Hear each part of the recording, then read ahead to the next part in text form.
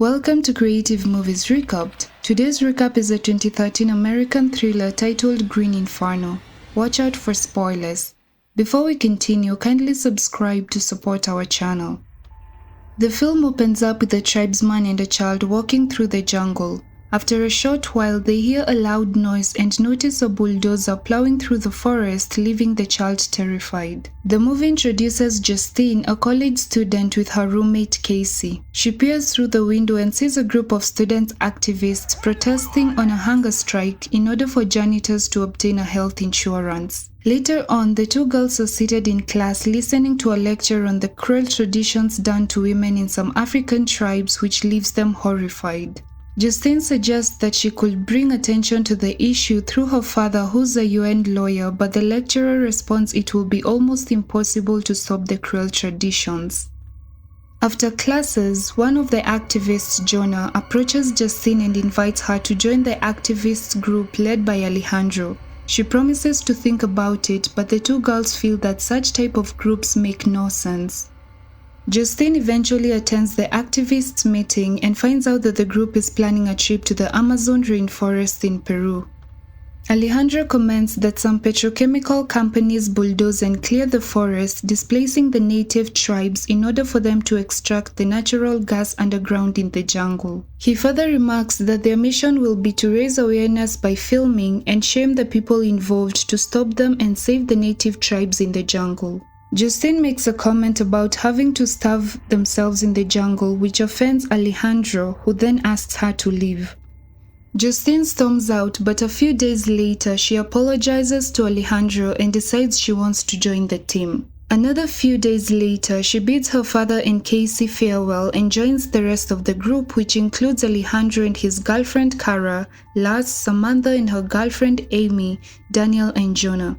And by the way, Alejandro's girlfriend Cara appears to dislike Justine as she believes that Justine is only after Alejandro. They take off to Peru on a flight and meet Carlos, whom Alejandro introduces as the sponsor of the whole operation.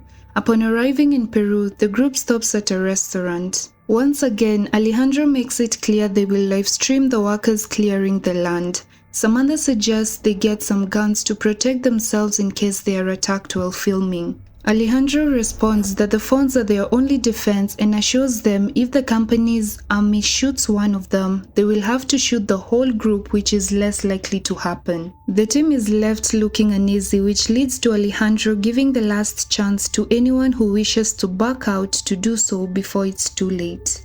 They later proceed through the jungle on boats and stop by for a change of clothes, leaving some of their bags behind.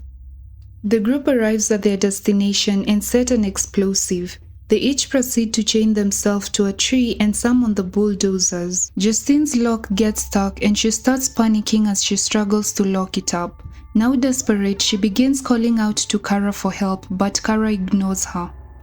The explosive blows up and they begin their protest while streaming the land clearing taking place in the forest. The armed militia arrives and tries to capture them, but fails on finding them chained and locked up. After being found loose, Justine is held at gunpoint and the militia threaten to shoot her if the group continues to film.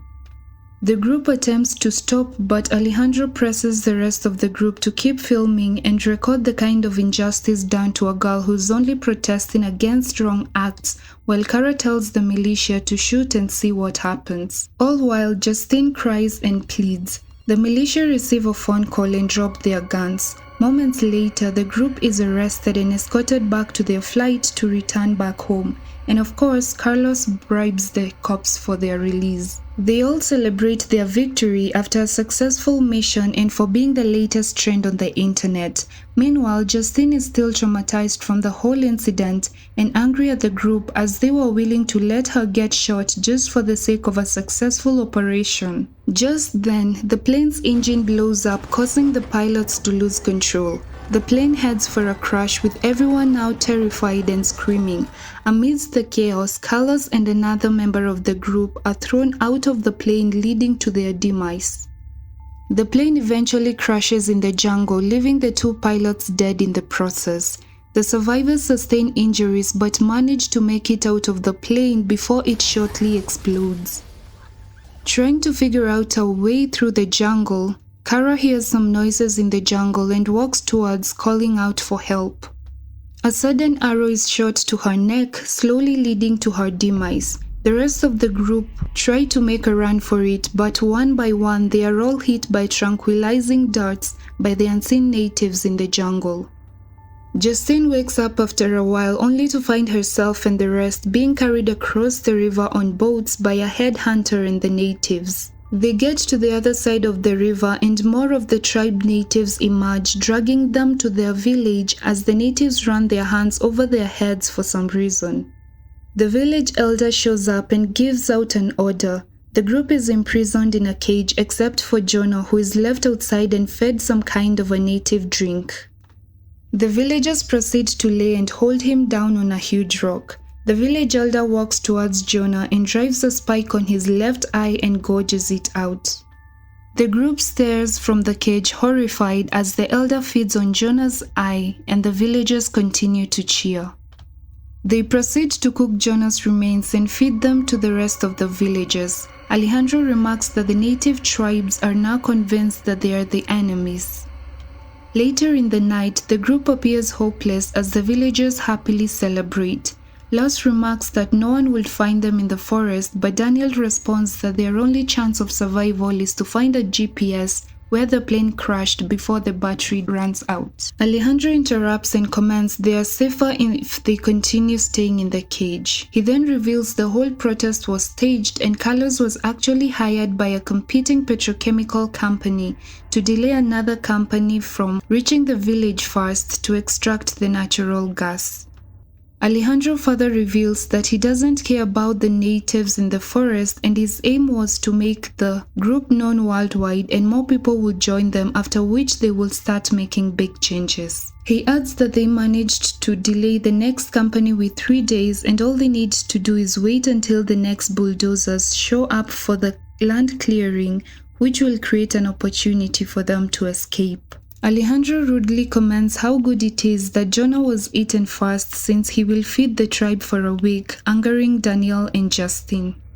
Samantha attempts to escape the cage but gets shot with tranquilizing darts by a guard on watch. The next day, Justine tries to appease one of the children by playing her flute necklace. The child appears to like the music, but the village headhunter shows up and pulls Justine, Samantha and Amy out of the cage. The village elder tests their virginity and upon learning that Justine is a virgin, they take her away to a hut for a tradition ceremony, returning Samantha and Amy back in the cage.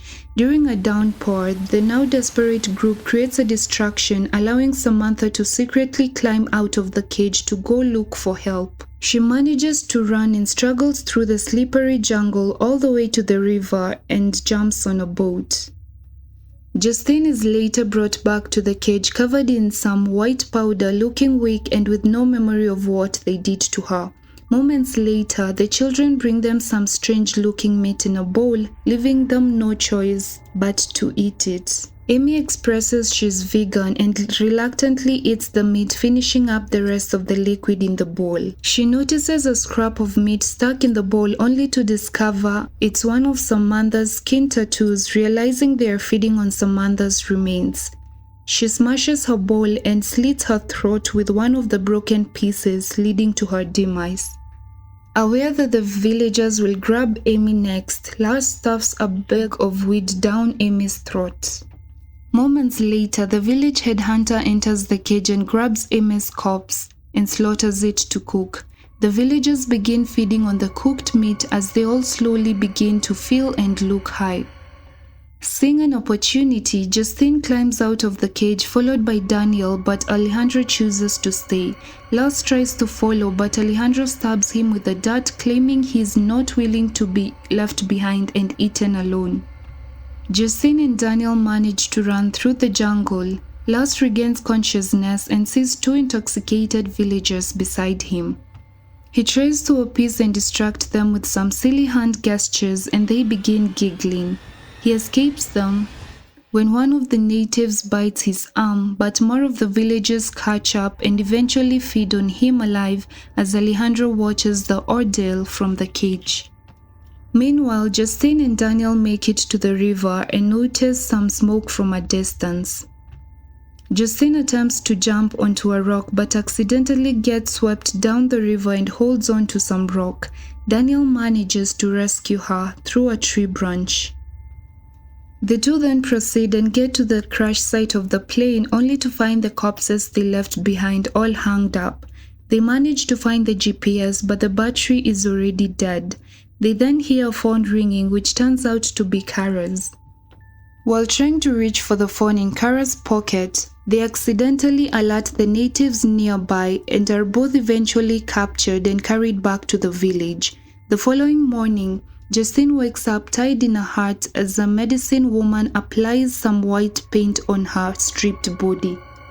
Daniel is tied up to a pole and the village headhunter covers his body with some green mold. Some ants begin climbing up onto Daniel's body and biting into him. Meanwhile, the village elder begins performing the customary ritual on Justine, but luckily gets interrupted after one of the villagers shows up holding a severed head of one of their own. The villagers are angered and leave to confront their enemies, leaving some children behind on guard. After a short while, the child, pleased by Justine's flute necklace, sneaks up and unties Justine's hands. She unties her feet and attacks the medicine woman, managing to flee herself.